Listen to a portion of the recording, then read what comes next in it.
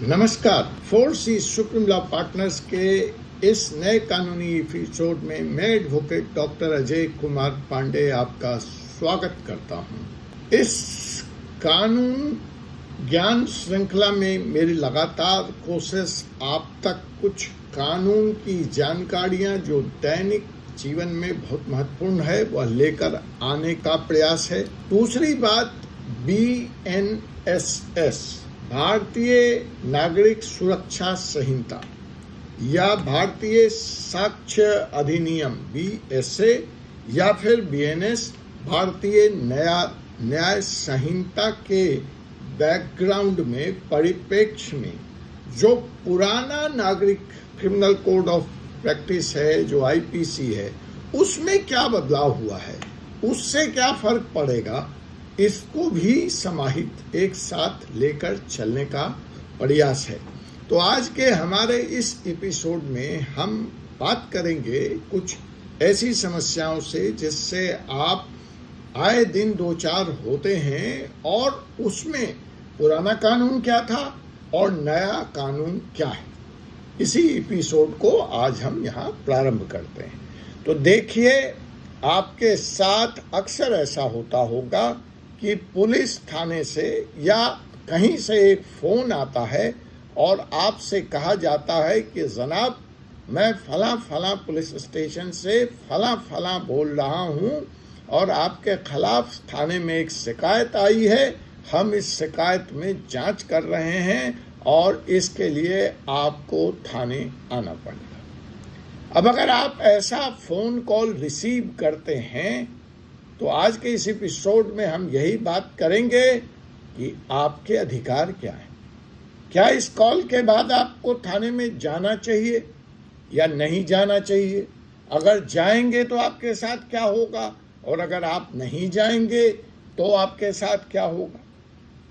जब बात यहाँ तक नहीं बनती और आप इस कॉल पे थाने नहीं जाते या नहीं डर जाते हैं और पुलिस वाले के सामने गिड़गिड़ाने लगते हैं कि जनाब मेरा कसूर क्या है और मुझे क्यों बुलाया जा रहा है, तो अतिरिक्त दबाव बनाने के लिए वह पुलिस का अधिकारी आपको व्हाट्सएप पर एक नोटिस भेज देता है जो एक सादे कागज पे लिखा है, नीचे उसका नाम, रैंक नंबर कई बार लिखा होता है, रैंक और कई बार नहीं लिखा होता है, कई बार उसका पदनाम वहाँ होता है, वो भेज देता है। मतलब कुल मिला के चलिए वो एक नोटिस हम मान लें ऑफिशियल नोटिस ही आपको वो भेजता है।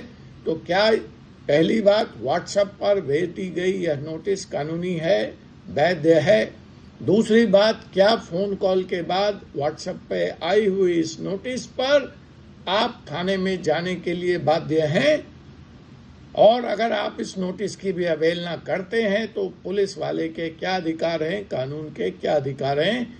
इन्हीं दो बिंदुओं पर हम बात करेंगे नए कानून। जी हाँ, BNSS क्या कहता है, पुराना कानून का भी रेफरेंस आएगा कि इस बारे में CRPC क्या कहता था और अब क्या बदला है और क्या नहीं बदला है। तो जी हाँ जनाब, हम जो भी बातें करते हैं वह किसी न किसी जजमेंट के, जो नया कोर्ट का कानून आया होता है, जो जजमेंट आया होता है, जो लेटेस्ट जजमेंट आता है, उसको ही अपने बैकग्राउंड में रखते हैं, परिप्रेक्ष्य में रखते हैं, ताकि बात यहाँ पर प्रामाणिक हो, तथ्यों के साथ हो। यहाँ कानून का डिस्कशन नहीं है, ये ज्ञान श्रृंखला या एनालिसिस नहीं है मेरी। जो कानून के लेटेस्ट जजमेंट हैं हम उसी को मद्देनजर रख के, उसको बैकग्राउंड में रखकर एपिसोड आपके ज्ञान के लिए, आपकी जानकारी के लिए लेकर आते हैं। तो जी हाँ जनाब, यह जो हम एक्सप्लेन आपको करने जा रहे हैं वह कर्नाटक हाई कोर्ट का एक लेटेस्ट जजमेंट आया है, जिसके आधार पर हम BNSS और पुलिस थाने के इस फोन कॉल और व्हाट्सएप मैसेज की वास्तविकता, लीगल वैधता की ऑडिट करेंगे, जांच यहाँ पर करेंगे और एक निष्कर्ष तक पहुंचाएंगे कि किस तरह से पुलिस के अनावश्यक या अनैतिक दबाव में आपको आने की ज़रूरत नहीं है। तो जनाब, जहां तक पुलिस का अधिकार है, पुलिस आपको BNSS के सेक्शन 35 सब सेक्शन 4 पे नोटिस इशू करके थाने में बुला सकती है और ऐसी हालत में आपको जाना चाहिए। लेकिन यहाँ पे 2 रिमाइंडर है, दो टिप्स है जो आपको नोट करना है। पहली बात, फोन कॉल नहीं, व्हाट्सएप पर notice okay. BNSS section 35 sub section 4 की अनुपालना पुलिस ने की है। Salute to police. हम कानून का सम्मान करने वाले peace loving law abiding citizen हैं, हम मानेंगे, लेकिन ऐसे ही नहीं मानेंगे। पुलिस से यहाँ पर आपको 2 सवाल पूछने हैं कि इस नोटिस में मुझे बताइए कि मेरे खिलाफ कौन सा मुकदमा पंजीकृत हुआ है, उस मुकदमे का FIR नंबर क्या है, और तो और वह FIR की कॉपी इस नोटिस में क्यों नहीं लगाई गई है। अर्थात सेक्शन 35 सब सेक्शन 4 या सेक्शन 35 सब सेक्शन 6 पुलिस को आपको बुलाने का अधिकार देता है। नॉन कॉम्प्लायंसेस में आपको पुलिस अरेस्ट भी कर सकती है, subject to permission by the competent court. लेकिन आपको क्या अधिकार है, ये तो पुलिस का अधिकार है, आपको क्या अधिकार है। देखिए, यहाँ पे फिर एक बार हम पुराने लेजिस्लेशन के पासिंग रेफरेंस में यूज करेंगे, उस पर मैं अगला एपिसोड लेकर आऊंगा। ललिता कुमारी वर्सेस स्टेट ऑफ यूपी बहुत ही लैंडमार्क जजमेंट है सुप्रीम कोर्ट का, जो पुलिस को स्पष्ट निर्देश देता है कि आप कोई भी जांच बिना FIR रजिस्टर्ड किए नहीं करेंगे। तो ललिता कुमारी की जो सैंक्सिटी है, जो हिस्टोरिकल लैंडमार्क जजमेंट है, BNSS में कायम है। और ये section 35 of BNS sub section 5 section 35 sub section 6 भी पुलिस को यही निर्देश देता है कि ललिता कुमारी को आप इग्नोर नहीं करेंगे। आप सिर्फ नया इसमें यह है कि इलेक्ट्रॉनिक एविडेंस, इलेक्ट्रॉनिक कम्युनिकेशन को मान्यता दे दी गई। तो BNS ये कहता है पुलिस को कि जो traditional mode of serving notice है वह तो जायज है ही, वह तो मान्य है ही। इसके साथ साथ अगर आप इलेक्ट्रॉनिक मोड का इस्तेमाल करके व्हाट्सएप पर नोटिस भेजते हैं, यह जायज है, इसको आप नोटिस लेने से इनकार नहीं कर सकते, यह आपके ऊपर कंप्लायंट है। लेकिन आपका अधिकार क्या है, BNSS इस बारे में, प्लस कर्नाटका हाई कोर्ट का जजमेंट इस बारे में क्या कहता है। वो कहता है कि इस नोटिस के साथ क्राइम नंबर, किस सेक्शन में कौन सा अपराध दर्ज हुआ है उसका ब्यौरा, आप मुझसे पर्टिकुलर में क्या जानना चाहते हैं, क्या दस्तावेज चाहते हैं उसका ब्यौरा, और साथ में FIR की कॉपी इस नोटिस के साथ चस्पा करेंगे, भेजेंगे, तभी यह नोटिस कानूनी रूप से वाध्य हो।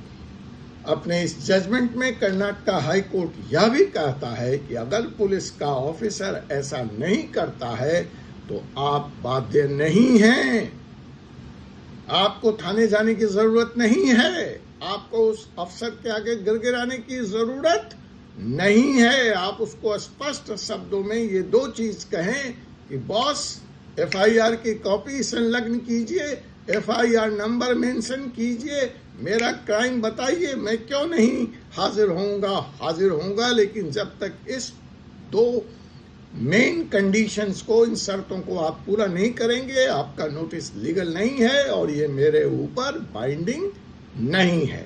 इसके बाद भी अगर पुलिस वाला आपकी बात नहीं मानता तो आपके पास कोर्ट जाने का दरवाजा खुला है, जहां आप उसके इस अनैतिक इलीगल गैर कानूनी आदेश को चैलेंज कर सकते हैं, जैसा कि इस केस में कर्नाटका में जर्नलिस्ट शिव प्रसाद जी ने किया। वो रिट पिटीशन लेकर हाई कोर्ट आ गए सीधे, और वहां पर पुलिस को बैकफुट पे जाना पड़ा। पुलिस को कोर्ट्स के निर्देश की अवहेलना के लिए मजम्मत भी पुलिस की गई। कोर्ट इसी जजमेंट में आगे यह भी कहता है कि ऐसी स्थिति में अगर क्राइम नंबर और साथ में FIR संलग्न नहीं है और वह व्यक्ति नॉन अपीयरेंस करता है, पुलिस ऑफिसर के सामने उपस्थित नहीं होता, तो उसके खिलाफ कोई भी कोएर्सिव एक्शंस नहीं लिया जा सकता। पुलिस उसके खिलाफ सख्ती का प्रयोग नहीं कर सकती, उसको अरेस्ट नहीं कर सकती। इस मुकदमे में यह जजमेंट देते वक्त कर्नाटका हाई कोर्ट ने कर्नाटका सरकार को यह भी निर्देश दिया कि नया कानून BNSS के section 35 sub section 5 and sub section 6 में जो पुलिस को अधिकार दिए गए हैं उसका एक SOP डेवलप करें, स्टैंडर्ड ऑपरेटिंग प्रोसीजर। पुलिस वाले इस तरह से मुंह उठाकर किसी को भी व्हाट्सएप पर संदेश देकर थाने में नहीं बुला सकते, उनको प्रताड़ित नहीं कर सकते। इसलिए राज्य सरकारों को, कानून और व्यवस्था राज्य सरकार के तहत आती है, इसलिए हाई कोर्ट ने कर्नाटका राज्य सरकार को विशेष निर्देश दिया कि आपको स्टैंडर्ड ऑपरेटिंग प्रोसेस, आप BNSS के सेक्शन 35 सबसेक्शन 5 और सबसेक्शन 6 में लोगों को किस तरह से थाने में समन करेंगे, उसका प्रोसेस क्या होगा, ऐसी ट्रेनिंग, ऐसा प्रोसीजर डेवलप करें और अपने पुलिस वालों को बताएं। मैं यहाँ पर बताते चलूं कि हाई कोर्ट ने यह निर्देश कर्नाटक को इसलिए दिया कि वहां पर कोई SOP नहीं थी, लेकिन BNSS और भारत के गृह मंत्रालय और कानून मंत्रालय की BNSS लागू होने से पहले की यह शर्त है कि ऐसा SOP हर राज्य को डेवलप करना है और उसका अनुपालन भी सुनिश्चित करना है।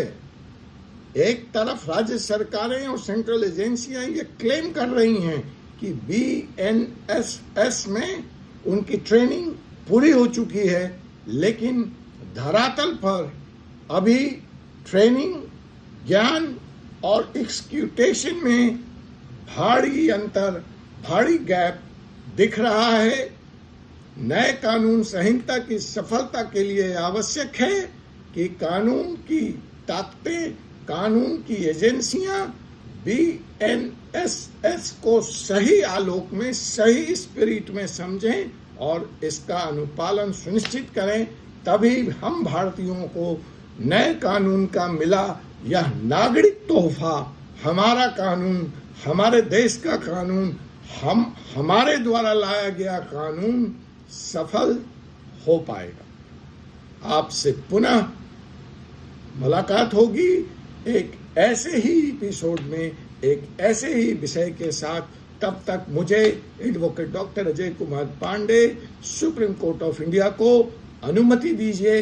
जाते जाते ध्यान रखिए, पुलिस वाले के अनावश्यक कॉल, अनावश्यक नोटिस से डरने की जरूरत नहीं है।